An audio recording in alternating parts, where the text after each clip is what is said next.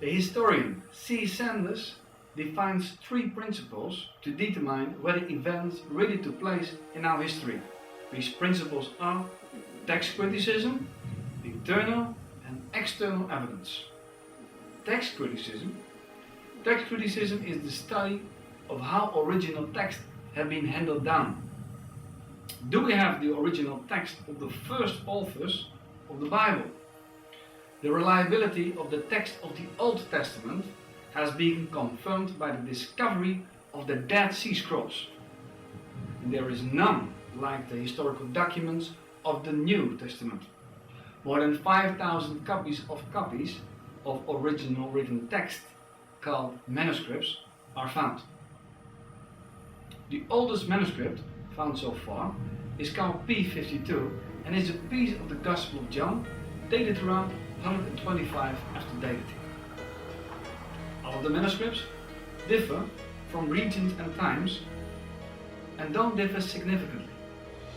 From a scientific point of view, we can be absolutely sure that we have the original text of the first authors of the New Testament. Internal evidence. Internal evidence deals with the ability of the authors to tell the truth. Were the authors of the New Testament able to tell the truth? The authors of the New Testament were eyewitnesses or had spoken with eyewitnesses. The Gospel had been rapidly spread and accepted throughout the whole Roman Empire in the first century. This means that the first readers who knew about Jesus Christ considered the New Testament reliable.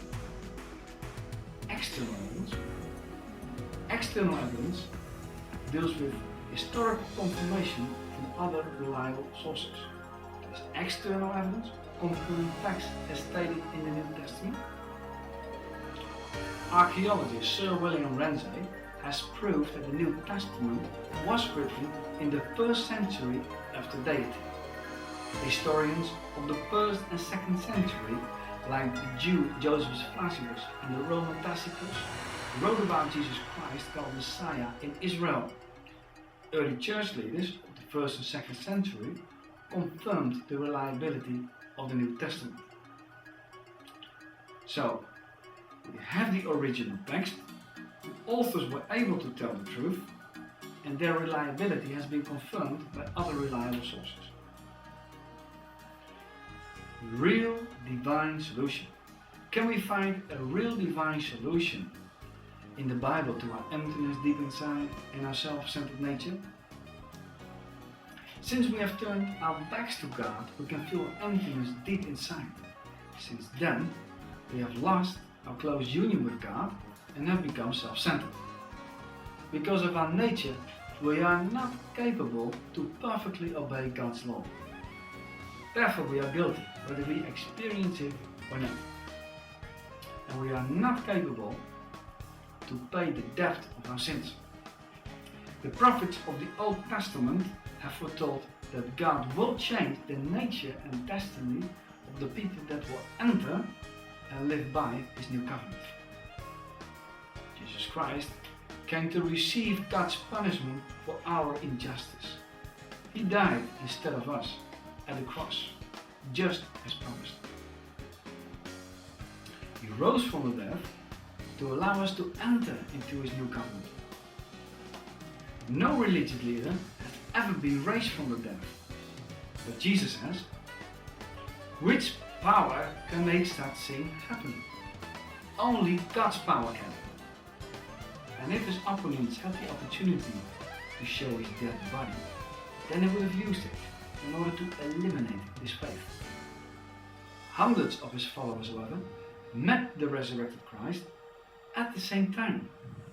Most of the apostles died as martyrs because they knew about the resurrection of Jesus Christ. The message of the early Christians and the message today is good news.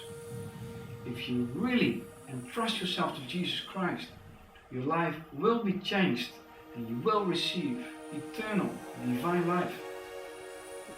Do you want to accept the love of Jesus or do you reject Him? It is your choice. What about peace and love? A true follower of Jesus Christ will become like him, and God will give such a person peace and love.